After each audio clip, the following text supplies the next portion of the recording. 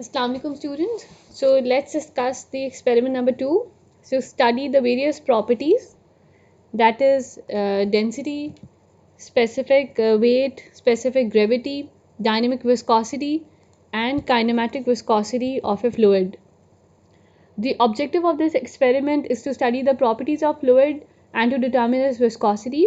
So basically we are going to use a viscometer.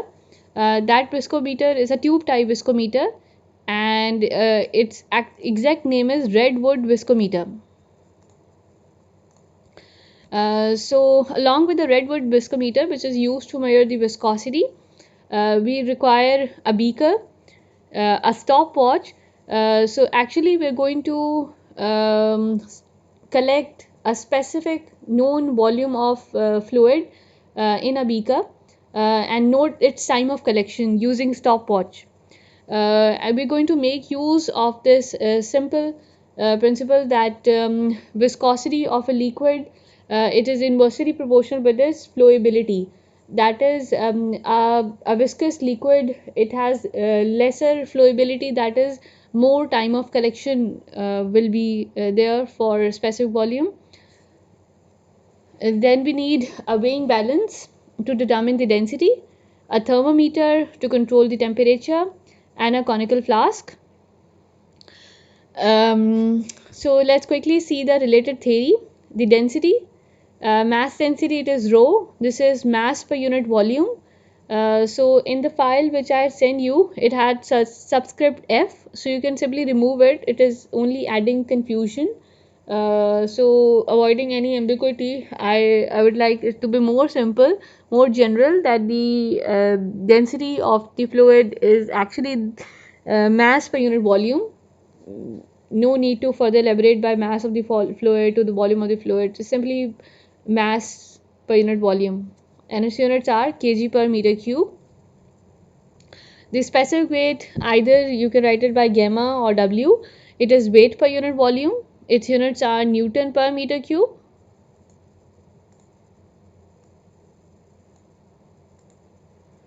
The specific gravity, which is the ratio of the weight of the liquid to the weight of the water when the volume of the liquid and the volume of water is same at equal volumes. We could take the ratio of the weights. Otherwise we can take the ratio of their specific weights or ratio of their densities, mass densities. Again here you can remove the subscript.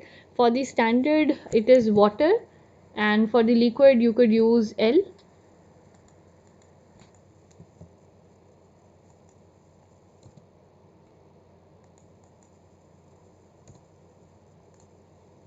Similarly you can correct for here as well.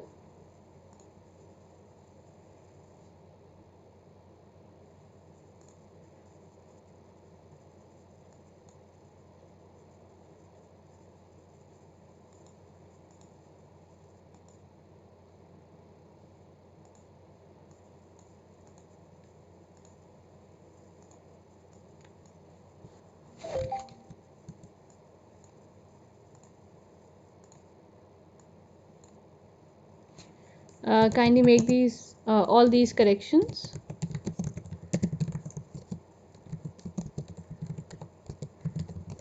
In equations or formulas,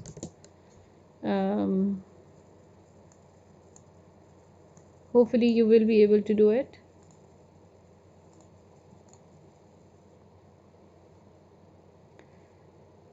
So dynamic viscosity mu, this is known as absolute viscosity. This is the friction which is offered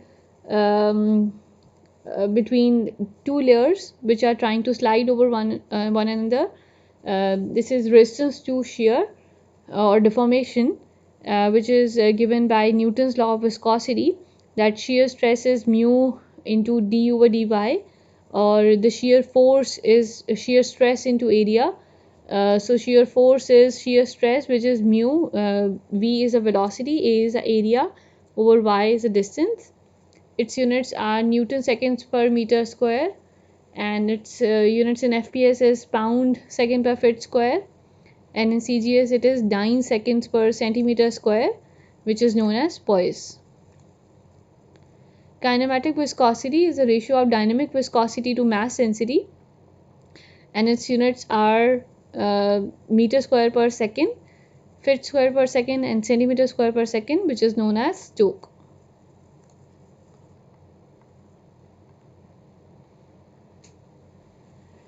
So let's quickly see the schematic diagram. You can also study on it from the book by Doherty, Fluid Mechanics Application by Doherty.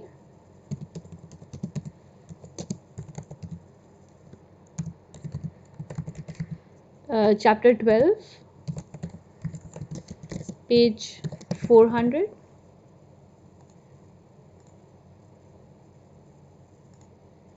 So you can refer to that. So the viscometer, the picture which is shown over here, this is not exactly the one which we have in our lab.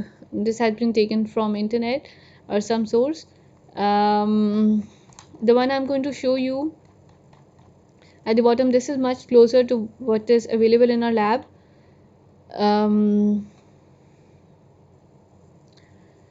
So if you look at this viscometer from the top, if you remove this top lid, you can see this container. So what we have is, we have a large container which has this rod. You can see this rod, and that is actually this viscometer. It has a plug, it could be plugged in, and this rod can be used to maintain temperature. For elevated temperature, we can use thermometer to measure the water bath temperature, and this rod can be used to increase the temperature. And this internal vessel, it has this small opening like orifice at the middle, and the liquid for which we are measuring viscosity, it is stored in this small space. So this schematic diagram is for that small internal vessel, small internal container in which liquid is to pour. The liquid whose viscosity is to be measured is to be stored. So the diameter of the small internal vessel is small d, and the actually because the volume is constant, so we have a pointer adjusted to the position, and this initial level to the level to which the vessel has to be filled. We have a pointer for that, and this initial level is given by this complete line, and it is given by capital H. Capital H is distance from the bottom of this container to the initial level of liquid, and the orifice, it actually leads to a small tube which directs the liquid to pass through it. It gives the shape to the liquid, and that length of this tube is L, capital L, and this diameter is capital D. So the distance from the opening of this tube till the water level is capital H plus L, and after the opening, here we have actually we have one rod with a ball, a rod with a ball at this end, and this is actually used to clog it, and once we switch on the stopwatch, we start our stopwatch, we remove or unplug this orifice or opening, and liquid will start to pour into this beaker, and after that we will have drop in the liquid level, and that which is given by small h. The head of liquid which is causing flow is a distance from this the opening end till the center of the two liquid levels, and that is it given by HL.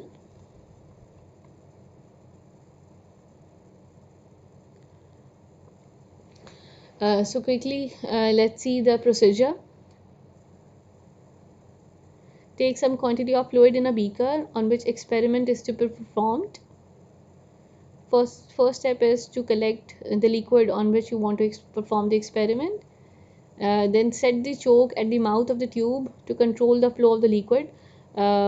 This is what I was talking about. The internal vessel, it has an opening orifice which has to be the center part has to be blocked, choked with the help of this rod. So block that and level the instrument by ensuring the position of bubble in the center. So you actually have to level the instrument. It has to be placed on a level surface. It is provided with leveling screws. Let me show the schematic diagram, which is labeled 1. So here you can see we have these leveling screws which need to be adjusted.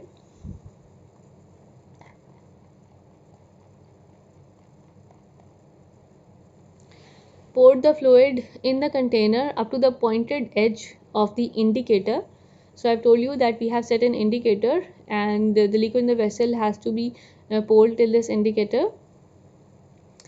Put a flask under the other end of the tube to collect the liquid in measure time t in a fixed quantity of 50 ml. So we're going to collect 50 ml of the liquid into a flask and note its time of collection. Now take a stopwatch and set it to 0. Now immediately remove the choke and start the time counter at the same time.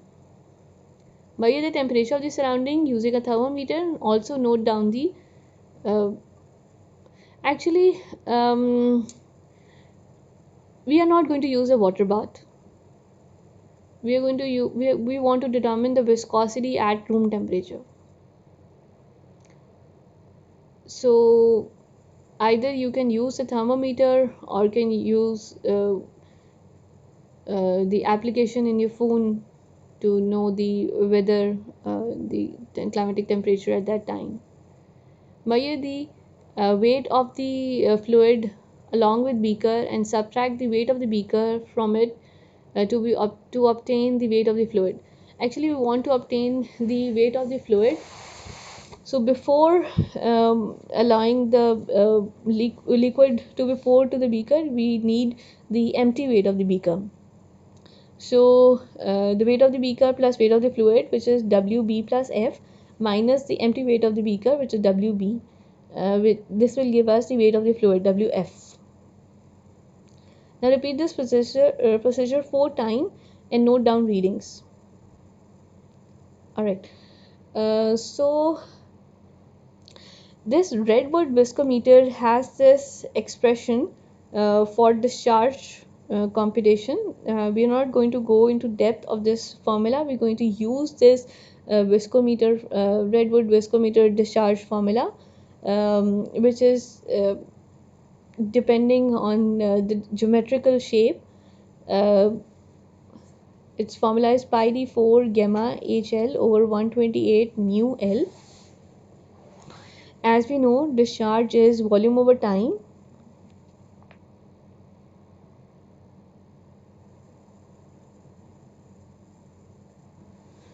So replacing that in the above equation and rearranging for dynamic viscosity, we'll get pi d4 HL over 128 VLL into gamma T, where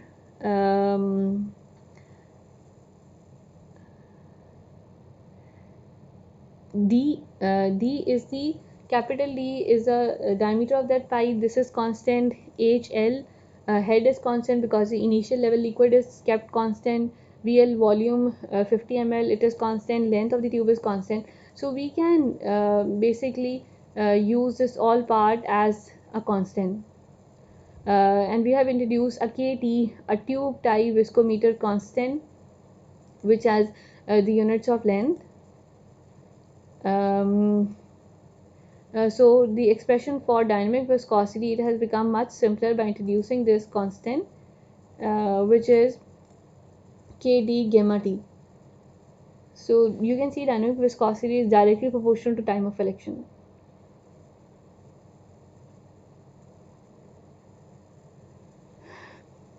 Now let's try to determine this Kt constant. For that we need to find out this HL. For that we have to make use of the known entities.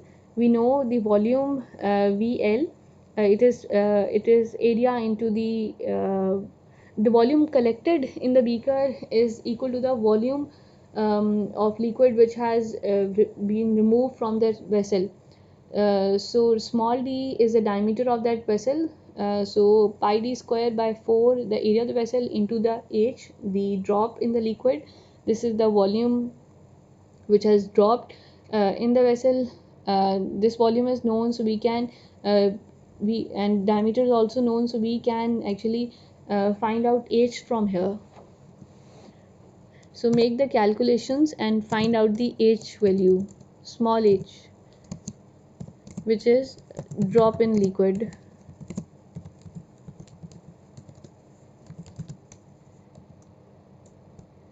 So you can compute that.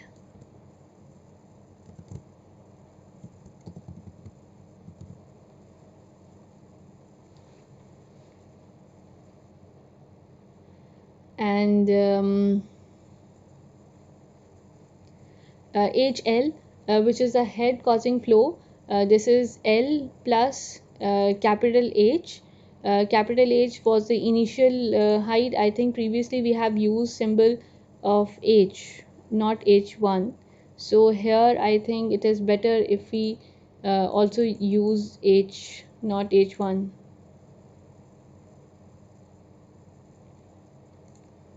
So minus h by 2 because this is till the center. So we can compute this as well. So here I'm going to tell you the values of the viscometer which is available in our lab.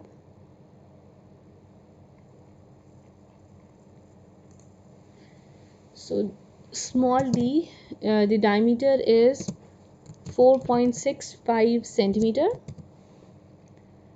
The capital diameter of the tube is 0.38 centimeter.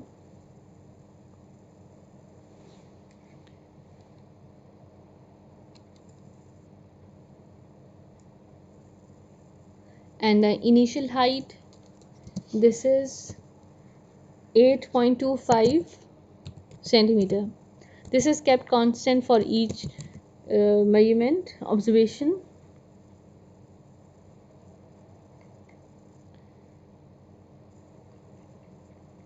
And one thing more, the volume, it is also kept constant, which is 50 ml. 50 ml or 50 centimeter cube.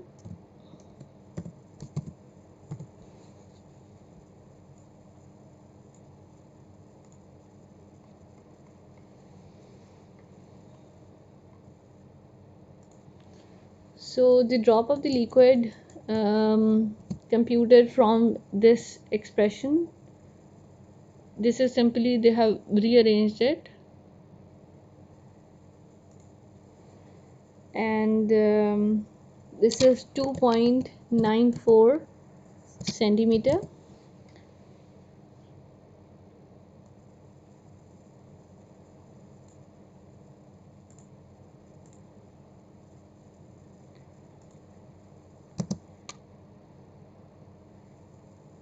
So now computing the head causing flow, L is 5 plus H1 which is 8.25 minus H which I just computed 2.94 divided by 2.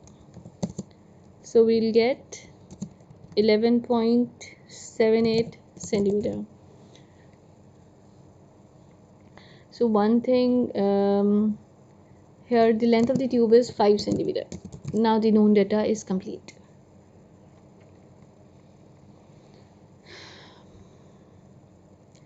So now in this expression for KT, HL is known, this is 11.78, VL is 50, L is 5 and D is 0.38. So put all these values and find out KT.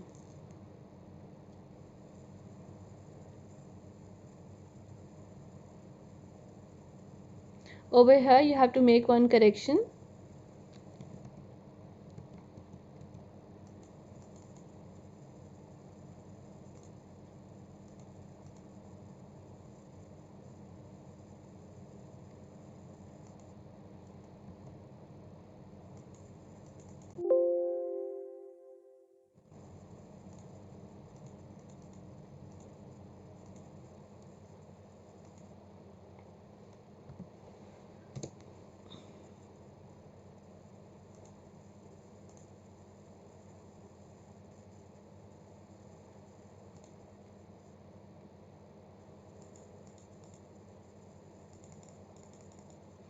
So KT is pi d4 HL or 128 LVL.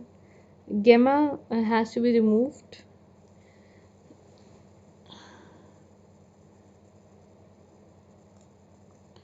So its value for tube type viscometer, it is 2.411 into 10 raised to power minus 5 centimeter.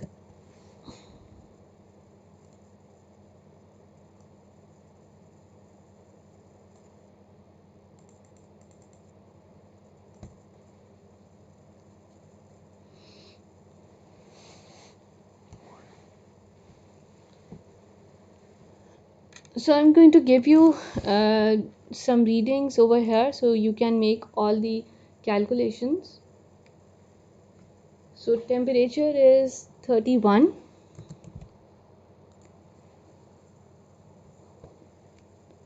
Mass of the flask, which is mass of the empty flask, M1, it is 37.2 grams. Specific gravity of oil, actually we have to determine it.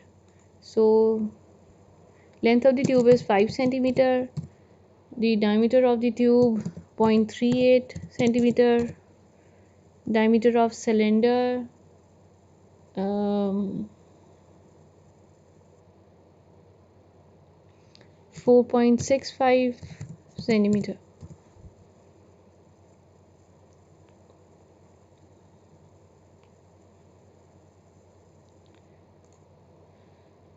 So time of election is 108, 106 and 105. Mass of the flask plus liquid, it is 82.1, 82.1 and 82.1. So you can calculate the mass of the flask, M2 minus M1. The density is mass over volume. The volume is 50 ml. Specific weight, this is density into gravitational acceleration. Specific gravity, you could take the ratio of the density or the ratio of the specific weights. The standard density of water is 1000 kg per meter cube. Then the absolute viscosity or dynamic viscosity is KT GT. GT or gamma T, let me check. KT GT is kinematic viscosity. We forgot to see this expression. The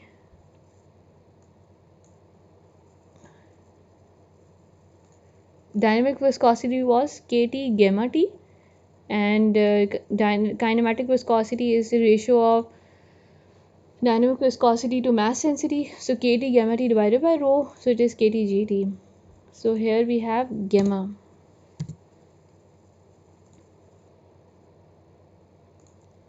If R confuses you, you can insert the symbol gamma from equation as well. Here. Now it is good to go. And kinematic viscosity, either you could use the formula or you can use KT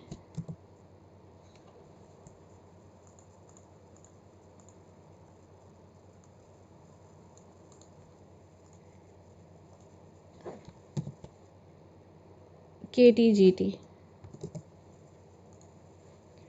Now the most important parts are the units. Now here you must remember the mass is in gram and the volume is in centimeter cube. So it is better when you're computing here you must make a conversion from to kg per meter cube, so that when you're multiplying gravitational acceleration, it should be in meter per second square 9.81, otherwise convert it to centimeter per second square. Similarly, here the kT, the value you're using is in centimeter. The gamma, it should also be in Newton per centimeter cube. So units has to be kept consistent. So this part I'm leaving to you guys, and let's see. And kinematic viscosity mean is simply average in both SI units and in CDS units.